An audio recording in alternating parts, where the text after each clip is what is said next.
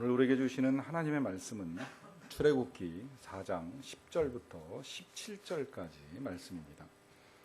구약성경 86면 출애굽기 4장 10절부터 17절까지 말씀입니다. 이 계시의 말씀을 제가 받들어 읽어드릴 때 살아계신 하나님의 음성을 들으실 수 있기를 바랍니다. 모세가 여호와께 아뢰되 오 주여 나는 본래 말을 잘하지 못하는 자니이다. 주께서 주의 종에게 명령하신 후에도 역시 그러하니 나는 입이 뻣뻣하고 혀가 둔한 자니이다. 여호와께서 그에게 이르시되 누가 사람의 입을 지었느냐 누가 말 못하는 자나 못 듣는 자나 눈 밝은 자나 맹인이 되게 하였느냐 나 여호와가 아니냐. 이제 가라 내가 내 입과 함께 있어서 할 말을 가르치리라. 모세가 이르되 오 주여 보낼 만한 자를 보내소서. 여호와께서 모세를 향하여 노하여 이르시되 레위 사람 네 형 아론이 있지 아니하냐. 그가 말 잘하는 것을 내가 아노라. 그가 너를 만나러 나오나니 그가 너를 볼 때에 그의 마음에 기쁨이 있을 것이라. 너는 그에게 말하고 그의 입에 할 말을 주라. 내가 네 입과 그의 입에 함께 있어서 너희들이 행할 일을 가르치리라. 그가 너를 대신하여 백성에게 말할 것이니 그는 내 입을 대신할 것이요 너는 그에게 하나님같이 되리라. 너는 이 지팡이를 손에 잡고 이것으로 이적을 행할지니라. 요즘에 눈길을 끄는 광고가 있습니다. 아마 들어보셨으리라고 생각을 합니다. 네덜란드의 보일러를 수출하는 일은 네덜란드의 풍차를 수출하는 일만큼이나 놀라운 일이다.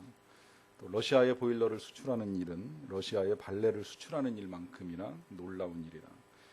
미국의 보일러를 수출하는 일은 미국의 3D 영화를 수출하는 일만큼이나 놀라운 일이다.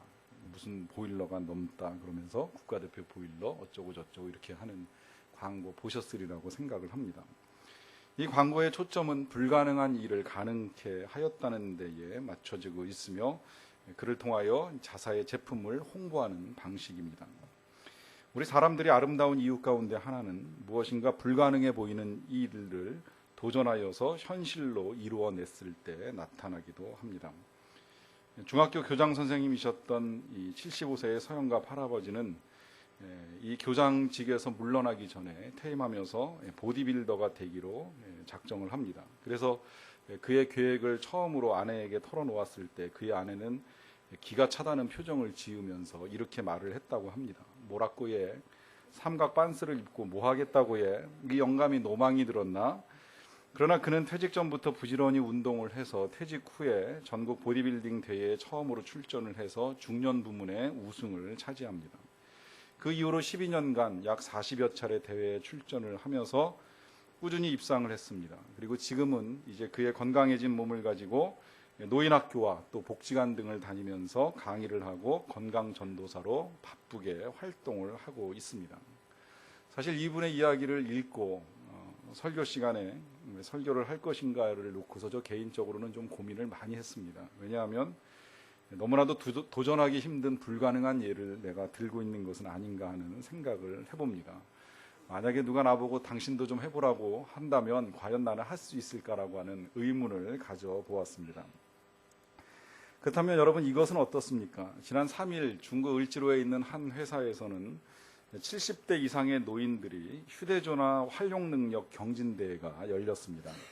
참여자의 평균 연령은 73.3세입니다. 이 할아버지 할머니들이 앞에 있는 대형 스크린에 있는 문장 10자에서 20자까지 누가 먼저 찍는가 하는 것을 경진하는 대회입니다. 예를 들면 경찰청 철창살은 싼 철창살인가 안 싼 철창살인가, 이 발음하기도 힘든 이 내용을 이제 문자로 찍어서 제일 먼저 보내는 사람에게 경품을 지급하는 방식입니다. 예를 들어 나온 문장 중에 이것도 있습니다. 휴대폰 완전 정복, 물결 무늬에다가 하트 하나 찍고 가자 모바일 세상으로 느낌표 찍고, 이런 글자들을 문자로 누르는 일을 하는 것인데 80세가 넘는 할아버지도 이 대회에 참여하셨다고 합니다. 그분은 이 대회에 참여해서 이런 말씀을 하셨습니다. 문자를 배우다가 열공이란 말도 함께 배우게 되었고 젊어지는 기분을 느낍니다. 불가능해 보이는 일에 대한 도전이 인생을 아름답게 만들어주고 있습니다. 가을이 되면 제가 꼭 가보고 싶은 데가 있는데 금년에도 아직 가보지 못했습니다. 그곳은 남이섬입니다. 한 4년인가 5년 전 가을에 한번 가본 기억이 있는데 다녀오면서 내년 가을에도 꼭 한번 와야지 생각을 했었는데 아직까지 가보지는 못했습니다. 이 남이섬이라고 하는 것이 한 10여 년 전만 하더라도 별로 곽광받지 못한 유원지 가운데 하나였습니다. 그냥 일반 유원지라 크게 다를 거 없이 강물에 여러 가지 쓰레기들이 떠 있고 또 곳곳에 소주병과 맥주병 같은 것이 뒹굴고 있고 관광 내용이라고 하면 500원짜리 동전 넣고 방망이 휘두를 수 있는 작은 야구장과 성인 카바레가 전부였습니다. 그리고 그런 별로 좋지도 않은 배경을 뒤로 하고 기타를 메고 MT를 온 대학생들이나 청소년들이 노는 모습이 전부였습니다. 하지만 지금 이 남이섬은 예전에 그런 추리한 모습을 다 지워버렸습니다. 오히려 섬을 뒤엎은 노란 은행잎과 또 오색 단풍을 뒤집어 쓴 나무들 그리고 갤러리처럼 멋지게 만들어진 호텔이 자리를 잡고 있습니다. 이 섬을 찾는 사람들 가운데는 젊은 층에서부터 가족 단위로 아주 다양하고 현재 중국인과 일본인 관광객의 숫자도 갈수록 늘어나고 있습니다. 2001년에 27만 명이 이 섬을 다녀갔다고 하는데 지난 한 해 200만 명이 넘었습니다. 그중에 11% 그러니까 20만 명이 넘는 외국인 관광객도 다녀갔습니다. 2001년 이 섬의 매출이 20억 원이었는데 작년에는 매출 100억을 돌파했다고 합니다. 사실 따지고 보면 이 매출과 순이익이 그렇게 큰 규모는 아닙니다. 조그만 중소기업 수준에 불과합니다. 그러나 그 섬에 투자된 내용에 비하면 성과가 놀라운 것입니다. 뭐 대단한 투자를 하고 거액의 투자를 해서 그런 성과를 이루어가는 것이 아니라 작은 것들을 바꾸어가면서 다양한 콘텐츠를 개발하고 그 창의력의 결과로 이런 성과를 이루어냈다라고 하는 것입니다. 이 섬에 대한 소문이 퍼져나가면서 사실 신문 기사도 거의 모든 신문들이 다 한 번씩 이 섬을 취재를 했고요. 또 지자체와 기업들이 이 변화와 창조적인 경영을 배우기 위해서 작년 한 해에도 1만 명이 이 섬에서 이 섬의 사장인 강우현 씨의 강의를 듣기 위해 찾아왔다는 이야기가 있습니다. 이 강우현 사장은 2000년 12월 31일 아들과 함께 남이섬에 놀러 갔다가 정말 볼 거 없고 놀 거 없어서 지루해진 아들은 먼저 돌아가게 되고 홀로 남아서 이 섬에서 그림과 글을 쓰는 일을 하다가 이 섬을 바꿔야겠다는 생각을 하게 되었다고 합니다. 그래서 주주들을 만나서 사장을 시켜달라고 하고 월급은 100원으로 계약을 했습니다. 그리고 매출 40억 원의 약속을 하고 사장이 되어서 그가 제일 먼저 한 일은 이 섬에 일하고 있는 사람들의 구조를 조정하는 일이었습니다. 그런데 이 구조 조정이 좀 특이합니다. 일반적으로 구조 조정 그러면 직원을 감원하는 것으로 생각을 하는데 이분은 고용을 늘리는 구조 조정을 했습니다. 그래서 사람을 더 뽑고 또 일하는 사람들에게는 종신 직원제를 시행하였습니다. 그래서 일반적으로 직원들은 이제 55세가 정년이지만 정년이 된 직원들을 대상으로 해서 인사위원회를 열어서 임원 평가와 다면 평가를 거쳐서 결정을 합니다. 그 중에 일부는 정년을 80세까지 연장을 해주고 또 80세 이후로부터도 계속 일하기를 원하면 죽을 때까지 월 80만 원의 월급을 주면서 일을 할 수 있는 기회를 열어주는 것입니다. 그래서 지금도 이 섬에는 80세가 넘은 직원이 4분이나 계시다고 합니다. 이 정년을 보장해주는 제도로 인하여서 이제 내부 조직이 안정이 되고 조직에 대한 긍정적인 생각을 갖게 되는 장점이 있었다고 합니다. 무엇보다도 직원들에게 나이가 들어도 내가 일을 할 수 있고 또 일을 할 수 있는 공간이 제공된다라고 하는 점에서 자신감을 불어넣어 준 것이 장점으로 부각이 되고 있습니다. 언제라도 또 무엇인가를 할 수 있다라고 하는 이 생각, 바로 이것이 우리의 삶을 아름답게 만들어주는 것입니다. 모세는 광야에서 40년을 지내다가 어느 날 하나님의 부르심을 받았습니다. 나이 80세에 갑작스럽게 하나님의 부르심을 받고 그는 주저합니다. 그는 불가능하다고 생각을 했습니다. 그의 생각이 틀린 것은 아닙니다. 80의 나이에 또 광야 생활에 익숙해진 그에게 그동안 해본 일이라고는 양떼를 끌고 나가서 풀을 찾아 먹여주는 일이 그가 한 일의 전부입니다. 그런데 갑자기 애굽 왕궁으로 가서 그 왕과 맞서게 하시고 또 이스라엘 백성 200만 명이 넘는 이스라엘 백성들을 이끌어내라고 하시니 거부하는 것이 당연합니다. 어느 날 우리가 익숙하던 것들을 벗어던지고 뭔가 새로운 일을 하라고 하는 누군가로부터의 부르심을 받는다면 역시 우리도 과연 내가 그걸 잘할 수 있을까? 이런 생각보다는 안 돼, 불가능한 거야 라고 하는 생각이 우리의 머릿속에 먼저 찾아 들어옵니다. 그러하기 때문에 하나님께서 모세에게 기적을 보여주셨습니다. 모세의 생각을 바꿔주기 위해서 하나님이 보여주신 기적은 먼저 그 모세의 손에 들려 있었던 지팡이가 뱀으로 변하는 기적입니다. 그리고 그 뱀으로 변한 지팡이를 다시 집으니까 이 뱀이 또다시 지팡이가 되는 기적이었습니다. 부족하다 싶으셔서 하나님은 이번에는 모세의 손을 가슴에 넣어보라고 말씀하셨고 손을 가슴에 넣었다 꺼내보니까 모세의 손에 불치병인 나병이 걸려 있었습니다. 그래서 놀란 모세에게 또다시 그 손을 넣었다 꺼내게 하시고 그러자 이 병에 걸렸던 나병 들린 손이 깨끗하게 되는 기적을 경험하게 해 주셨습니다. 이쯤 되면 하나님의 말씀과 또 하나님이 행하시는 능력을 믿고 갈 법도 한데 모세는 그러하지 못합니다. 그래서 그는 가라고 하는 명령을 내리시는 하나님 앞에서 감히 이렇게 말씀을 드립니다. 오 주여, 나는 본래 말을 잘하지 못하는 자니이다. 주께서 주의 종에게 명령하신 후에도 역시 그러하니 나는 입이 뻣뻣하고 혀가 둔한 자니이다. 변명같이 들리긴 하지만 이 말이 틀린 말은 아닙니다. 물론 나중에 이제 시간이 흘러가고 나서 그가 바로와 직접 대면하여 이야기도 하고 또 이스라엘 백성들 앞에서 설교하는 이런 상황들을 보면 거짓말을 한 거 아닌가 하는 생각을 할 수도 있지만 사실 그건 이제 익숙해지기 전에 가능한 일입니다. 익숙해지고 나니까 가능한 일이지요. 익숙해지기 전까지는 어려운 일입니다. 저도 처음에 사역을 시작할 때는요, 이 사역을 하면서 과연 매일같이 새벽기도 설교를 하고 또 수요일, 금요일, 주일 가능할까 하는 의심을 가졌던 적이 많았습니다. 과연 매일같이 그것이 가능한가? 그러나 이제 시간이 지나면서 또 연륜이 쌓이고 하면서 이 사역의 가능성들을 찾아나가면서 실제 지금은 이제 매일같이 이런 사역들을 감당을 하고 있습니다. 그러나 만약에 10년 전, 15년 전에 저보고 누가 매일같이 설교를 하라고 했으면 저 역시도 그건 불가능한 일이라고 생각을 했을 것입니다. 왜냐하면 해보지 않았기 때문입니다. 지금 이제 모세가 그런 상황에 직면하고 있는 겁니다. 아직 해본 적이 없습니다.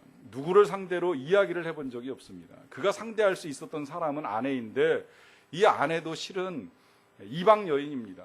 미디안 여인이기 때문에 말이 잘 통할 리가 없습니다. 모세는 성장하는 과정 중에 애굽 말과 히브리 말은 배우고 컸지만 미디안 말을 배울 기회는 많지 않았습니다. 그러하기 때문에 미디안 여자랑 만나서 살아가는 동안에 그 부부 사이에 얼마만큼의 의사소통이 되었는지는 우리가 정확하게 알 수 없습니다. 그랬다고 할지라도 이 모세가 매일같이 만나는 사람은 이 여자 한 명뿐이었습니다. 그는 아침에 눈을 뜨면 새벽같이 양떼를 이끌고 광야로 나가서 풀을 찾고 물을 찾아서 헤매이다가 밤늦게 돌아오는 일을 하게 됩니다. 이산저산 헤매는 것이 그의 삶의 전부였습니다. 하루 종일 동물들과 함께 다니면서 누구와 한 번 말할 기회를 갖지 못하고 살아갑니다. 그러다 보니까 입이 점점 무거워지고 말을 하려고 하면 힘이 드는 것입니다. 언젠가 선교지에서 오래간만에 들어온 친구 목사를 만난 적이 있습니다. 대부분의 선교사들은 보통 1년에 한두 차례 귀국하여 이제 우리나라를 밟고 돌아가는 일들을 하게 되는데 이 친구는 사정이 여의치 않아가지고 몇 년 만에 귀국을 했어요. 그것도 사역지가 우리나라 사람을 거의 만날 수 없는 지역에 있었던 친구입니다. 그래서 그런지 와서 대화를 하는데 대화를 하는 중간중간에 이제 그걸 뭐라 그러더라 그러면서 자꾸 질문을 하고 말이 이렇게 혼나와서 애를 쓰는 경우를 종종 봤어요. 그러다가 이제 본인도 답답했는지 이런 말을 하더라고요. 도착하자마자 주후원교회에 가서 저녁 예배 시간에 선교 보고를 하면서 설교를 하는데 애를 먹었다는 거예요. 안 하던 설교를 몇 년 만에 하는 것도 힘들었는데 말이 생각이 안 나가지고 단어가 떠오르지 않아가지고 하면서 아주 고생을 많이 했다는 이야기를 합니다. 안 해버릇하니까 못하는 거예요. 지금 모세가 그런 상황입니다. 광야에서 40년 동안 아무도 안 만나고 살다 보니까 짐승만 상대하면서 살다 보니까 입이 뻣뻣해지고 혀가 둔해지는 느낌을 지울 수가 없었던 거예요. 그래서 변명이라고 하기보다는 사실을 지금 하나님께 말씀을 드립니다. 난 지금 입이 뻣뻣하고 혀가 둔해서 하나님께서 나에게 시키시는 일을 할 수가 없습니다. 이런 그의 말을 들으신 하나님께서 다시금 분명히 이렇게 말씀을 하십니다. 누가 사람의 입을 지었느냐? 나 여호와가 아니냐? 이제 가라, 내가 네 입과 함께 있어서 할 말을 가르치리라. 하나님께서는 지금 모세가 가지고 있는 능력과 관계없이 갈 것을 명령하십니다. 일전에는 그와 함께 하시겠다고 말씀을 하셨는데 오늘은 그의 입술과 함께 하시겠다고, 그의 입술을 지으신 분이 하나님이라고 강조하시면서 갈 것을 명하십니다. 정말 이 정도까지 하나님이 말씀하시면 갈만도 한데 모세가 또다시 하나님께 말씀을 드립니다. 오 주여, 보낼 만한 자를 보내소서. 나는 아니지 않습니까? 만약에 우리가 하나님이라면 이렇게 끝까지 못하겠다고 하는 사람을 상대할 때 어떤 결정을 내리게 될까요? 김성호 씨가 쓴 일본 전산 이야기라고 하는 책이 있습니다. 이 일본 전산은 1973년에 단 4명이 3평짜리의 시골 창고에서 시작한 기업입니다. 현재는 계열사 140개에 전 직원이 13만 명을 겨누리고 연 매출 8조 원의 막강한 기업이 되었습니다. 창업 직후 바로 오일 쇼크가 왔었고요. 또 한참 성장하는 때에 일본의 10년이라고 하는 장기 불황을 맞게 됩니다. 그러나 이 회사는 즉시 반드시 될 때까지 한다라고 하는 기업 모토를 가지고 이 모든 장애물들을 다 뛰어넘습니다. 이 회사의 나가모리 사장이 이런 말을 합니다. 세상에 능력이 없는 사람은 없습니다. 또 유별나게 출중한 사람도 없습니다. 신이 아닌 이상 인간의 능력이라고 하는 것은 다 거기서 거깁니다. 문제는 못할 것이라고 하는 생각과 관념을 버리는 것입니다.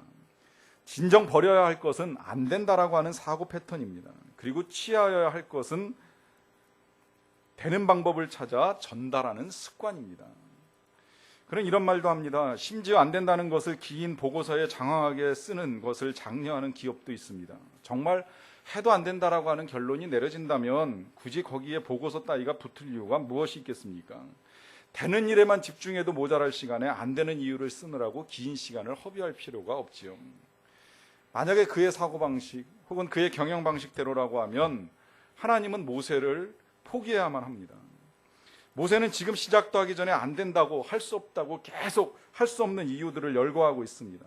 이런 사람하고 무슨 일을 도모한다라고 하는 것 정말 재미없는 일이지 않습니까? 우리가 무슨 일을 하고자 할 때에 함께 일하고자 하는 사람 중에 누군가가 이건 이래서 할 수 없고 저건 저래서 안 돼요라고 하면서 끊임없이 변명과 이유들을 열거한다면 그런 사람들하고 일하는 것을 즐거워할 사람은 없으리라고 생각을 합니다. 그런데 하나님은 좀 다릅니다. 이렇게 계속해서 모세가 할 수 없다고 하는 이유들을 열거함에도 불구하고 하나님께서는 다시금 모세에게 이렇게 설득을 하십니다. 네 형 아론이 있지 아니하냐? 그가 말 잘하는 것을 내가 알고 있는데 그가 너를 도와줄 것이다. 그러니 그에게 말을 하고 그의 입에 할 말을 줘라. 이 말씀은 이제 걱정하지 말고 가라고 말씀하시는 거예요. 형을 만날 것이고 형이 도와줄 테니까 그 형과 함께 일을 하면 된다고 가르쳐 주시는 것입니다. 우리가 할 수 없다고 혹은 안 된다라고 하는 생각을 가지고 나아갈 때 이것이 하나님께서 우리에게 베풀어 주시는 은혜입니다. 그것은 우리에게 요구되는 변화 앞에서 또 우리 눈앞에 보여있는 이 불가능한 현실 앞에서 포기할 이유를 찾는 우리들에게 하나님께서는 할 수 있는, 동역할 수 있는 사람을 붙여주시는 일입니다. 귀한 사람을 만나게 해주십니다. 우리를 격려하고 도와줄 사람을 예비하고 계십니다. 모세는 광야에서 지금 하나님을 만나고 있지만 하나님은 애굽에서 아론을 준비시키시면서 그와 함께 일할 수 있도록 예비하고 계셨던 것입니다. 이러한 일들이 하나님의 백성들의 삶에서 나타납니다. 모세에게 아론이 준비되었던 것처럼 다윗에게는 요나단이 준비되어 있었습니다. 그래서 다윗이 사울로 인하여 힘들고 어려울 때마다 그 요나단을 통하여서 계속해서 다윗을 격려합니다. 네가 죽지 아니할 것이라고, 네가 계속해서 살아서 이 왕국을 다스리게 될 것이라고 하는 말을 듣도록 도와줍니다. 사도 바울은 회심을 하고 난 다음에 여러 가지 어려운 상황들에 직면했습니다. 다메섹에 있는 유대인들도 괴롭혔지만 예루살렘에 있는 제자들도 이 바울을 인정하려고 하지 아니하였습니다. 그때 하나님은 바나바를 붙여주셔서 이 바울이 귀한 사역자라고 하는 사실을 알릴 수 있도록 도와주었습니다. 또 바나바와 헤어지고 난 다음에는 신라라고 하는 제자를 붙여주시고 디모데라고 하는 제자를 붙여주셔서 끊임없이 그의 사역 가운데 힘을 북돋아주는 사람을 만날 수 있게 해주셨습니다. 여러분, 하나님이 우리에게 일들을 맡겨주실 때, 우리가 뭔가를 해야 된다라고 말씀하실 때에 그냥 우리 홀로 하라고 내버려 두시는 분이 아니십니다. 우리에게 사람을 허락하십니다. 우리를 격려하고 도와줄 사람을 우리의 곁에 붙여주십니다. 그것이 우리의 동료가 될 수도 있고 가족일 수도 있습니다. 또 믿음의 형제자매일 수도 있고 주의 종일 수도 있습니다. 그 누구를 통해서도 하나님은 결코 우리가 홀로 나아가는 것이 아니라 우리와 함께하는 사람이 있음을 일깨워 주십니다. 하지만 여러분, 이 사실을 한 가지 더 아셔야만 합니다. 그것은 하나님께서 우리가 단순히 그렇게 남의 도움만을 받는 수준에서 머물기를 원치 아니하신다라고 하는 것입니다. 지금 모세에게 이제 형을 소개해 주는 하나님께서 덧붙여서 이런 말씀을 하십니다. 그가 너를 대신하여 백성에게 말할 것이니 그는 내 입을 대신할 것이요 너는 그에게 하나님같이 되리라. 너는 그에게 하나님같이 되리라. 오늘 이 말씀을 잘 생각하시고 잘 들으시기 바랍니다. 우리가 세상을 살아가면서 사람으로서 할 수 없는 일들을 하는 사람을 보면 짐승 같은 사람이라 이런 표현을 사용을 합니다. 어떻게 사람의 탈을 쓰고 그런 일을 할 수 있느냐 하는 생각이 드는 사람을 일컫는 말입니다. 우리는 다 사람답게 살아야 된다라고 하는 기본적인 생각을 가지고 있습니다. 아마 사람답게 산다라고 하는 것이 이 공동사회 속에서 인간으로서의 윤리와 도덕을 지켜가는 삶이라고 생각을 합니다. 이 수준에 이르지 못할 때에 그러한 사람을 일컬어서 짐승 같다 표현을 하고 그 수준에 이르게 되면 사람답다, 인간다운 삶이다 이런 표현을 사용할 것입니다. 여러분, 어느 삶을 선택할 것이냐고 질문하면 당연히 우리는 인간다운 삶을 선택할 것입니다. 그러나 하나님은 우리의 삶이 그 수준에 머물러 있기를 원치 아니하십니다. 하나님이 우리의 삶에 원하시는 수준은 짐승 같은 건 말할 것도 없거니와 사람다운 삶이 아니라 하나님 같은 삶을 살기를 원하십니다. 그래서 하나님이 우리를 만드실 때에 우리를 하나님의 형상대로 지어 주셨습니다. 그렇게 하나님의 형상대로 지음받은 우리들이 하나님을 닮은 모습을 드러낼 때에 하나님이 영광을 받으십니다. 그렇다면 하나님의 형상대로 드러내는 삶이란 어떤 삶이냐라고 하는 질문 앞에 제가 알고 있었던 삶의 내용은 이 말씀을 묵상하기 전까지는 이런 것이었습니다. 우리가 하나님을 닮을 수 있는 부분이 있고 닮지 못하는 부분이 있습니다. 닮지 못하는 부분이라고 하는 것은 하나님의 고유한 능력입니다. 하나님의 전지하심, 모든 것을 다 알고 계시는, 또 하나님의 전능하심, 모든 것을 하실 수 있는 능력, 또 하나님의 무소부재하심, 어디든지 계셔서 누구라도 만날 수 있는 그런 것들을 우리가 다 닮을 수는 없습니다. 이 영역을 가지고 우리가 하나님같이 될 수는 없습니다. 그러나 우리가 계속해서 영적으로 성장하는 과정 중에 하나님을 닮는 것은 하나님의 성품을 닮는 것을 말합니다. 하나님의 사랑, 하나님의 자비하심, 또 하나님의 인내 혹은 하나님의 온유하심, 이런 것들은 우리가 성장하는 과정 중에 얼마든지 우리의 성품의 변화를 통하여서 닮아갈 수 있는 부분들입니다. 그리고 이렇게 하나님을 닮아가는 부분들이 커지면 커질수록 그러한 우리의 삶을 통해서 하나님이 영광을 받으시는 것입니다. 제가 이해하고 있었던 하나님의 형상을 닮아가는 것은 이전에는 여기까지였습니다. 그런데 제가 이 말씀을 묵상하고 설교를 준비하는 과정 중에 잘못 알고 있었다는 사실을 알게 되었습니다. 왜 지금까지 나는 하나님의 성품만을 닮으려고 애를 써왔는가? 왜 내가 하나님의 능력을 닮아갈 수 있다라고 하는 사실을 인정하지 아니하였는가라고 하는 사실을 깨닫게 되었습니다. 지금 여기서 모세를 보내시면서 하나님이 말씀하실 때 너가 하나님같이 되라고 하는 건 물론 그 말씀 속에 성품도 포함되어 있겠지만 지금 하나님은 성품만을 말씀하지 아니하십니다. 능력을 말씀하시는 겁니다. 하나님의 능력을 가지고 나가라는 거예요. 하나님의 능력을 가지고 나아가서 모세에게 할 말을 주고 그 능력을 발휘하며 살아가라고 말씀하시는 것입니다. 그 능력이 나타날 때에도 또한 하나님의 형상이 우리를 통해서 보여질 것이라고 분명히 말씀하고 계시는 것입니다. 이 말씀은 결국 하나님께서는 다른 누구가 아니라 바로 우리가 하나님의 일들을 이루어가면서 하나님의 영광을 드러내기를 원하신다라고 하는 말씀입니다. 우리에게 잘 알려진 조엘 오스틴 목사님의 부친이신 존 오스틴 목사님이 생전에 살아계실 때 이런 일이 있었습니다. 그의 누이 동생이었던, 그러니까 조엘 오스틴 목사님에게는 고모가 되겠지요. 누이 동생이었던 이 메리 오스틴이라고 하는 자매가 한때 간질이라고 하는 질병을 앓습니다. 한번 경련이 일어나면 극심한 두통이 찾아왔고 또 그로 인해서 이 메리는 인생이 완전히 망가졌습니다. 감염으로 인하여서 환각 상태에 빠진 적도 있습니다. 정신이 정상이 아니었습니다. 오랜 세월 동안 병원 신세를 지다보다가 집으로 돌아와서 혼수 상태에 빠졌습니다. 사람들도 알아보지 못하고 혼자서는 끼니조차 챙겨 먹을 수 없는 신세가 되어서 24시간 간호와 간병을 받게 되었습니다.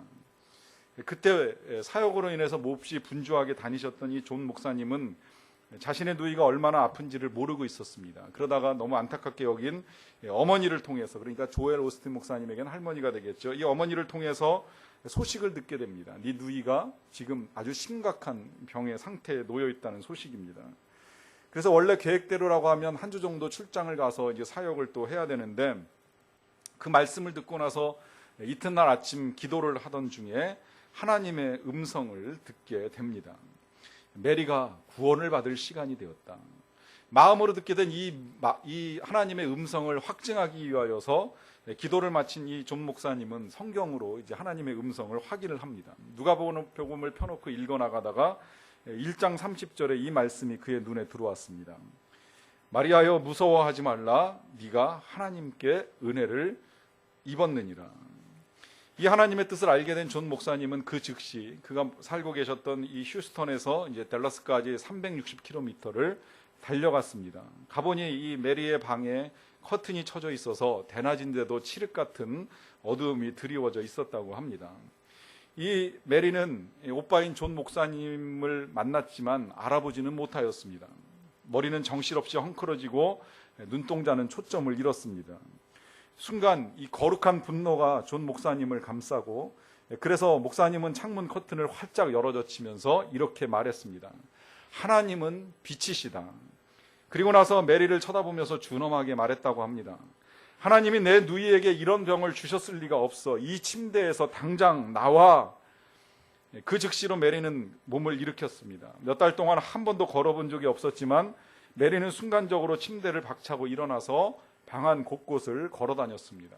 그리고 맑은 정신으로 존 목사님을 보게 되었습니다.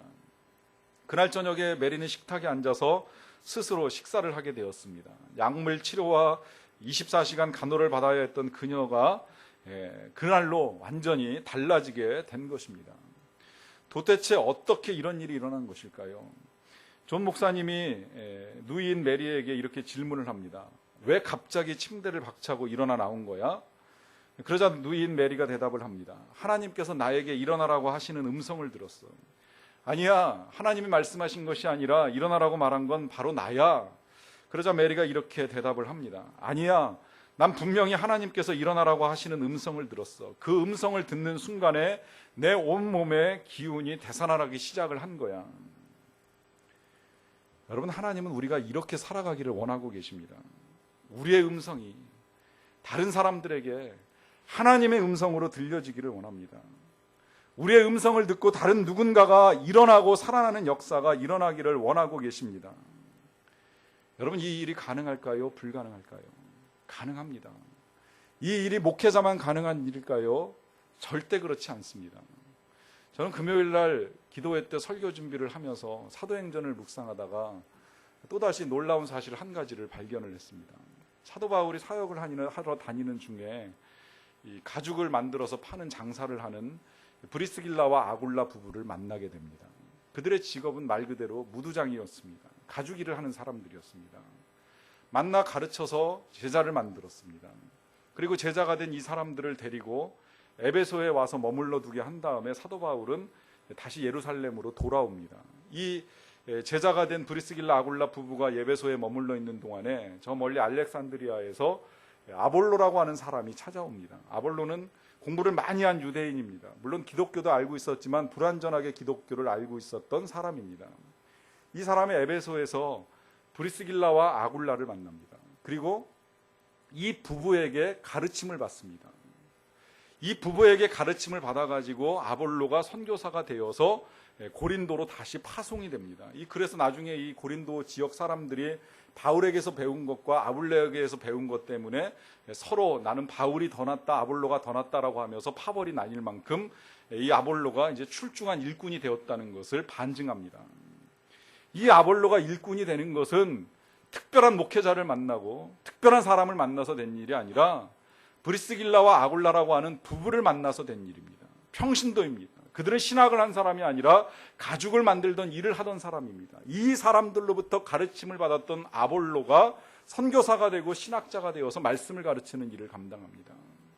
평신도이기 때문에 불가능하다, 할 수 없다가 아닌 것입니다. 하나님은 우리 모두가 다 이런 능력을 가지고 살아가기를 원하고 계십니다. 우리의 능력을 통해서 사람들이 일어나고 살아나는 역사를 일으킬 수 있게 되기를 원하고 계십니다. 그래서 하나님께서는 모세에게만 말씀하고 계시는 것이 아니라 우리에게도 말씀하십니다. 네가 하나님같이 되리라. 네가 할 수 있다고 분명하게 말씀을 하십니다. 그렇다면 지금 되고 안 되고의 문제는 우리의 생각으로 결정할 문제가 절대 아닙니다. 우리는 그저 하나님의 약속과 말씀을 믿고 나아가기만 하면 됩니다. 할 수 있다는 믿음만을 가지고 나아가십시오. 그때 우리를 통해서 이루어지는 놀라운 일들을 보게 될 것입니다. 그 일을 통하여서 우리가 하나님의 아름다운 사람인 것을 보게 될 줄로 믿습니다. 기도하시겠습니다. 하나님께서 우리를 사랑하심을 감사드립니다. 사랑하시기에 부르시고 또 우리를 통하여 이루고자 하시는 놀라운 일들을 계획하고 계시는 줄로 믿사옵나이다. 그 계획들을 우리가 들을 때에 또 살아계신 하나님의 음성을 들을 때에 우리가 할 수 없다고 아니 된다고 하는 부정적인 생각에 사로잡혀 있지 않게 하여 주시옵소서. 이제라도 하나님이 우리와 함께 계시면 얼마든지 이룰 수 있다라고 하는 믿음을 가지고 나아갈 수 있는 주의 백성들이 다 되게 하여 주시옵소서. 예수님의 이름으로 기도하옵나이다.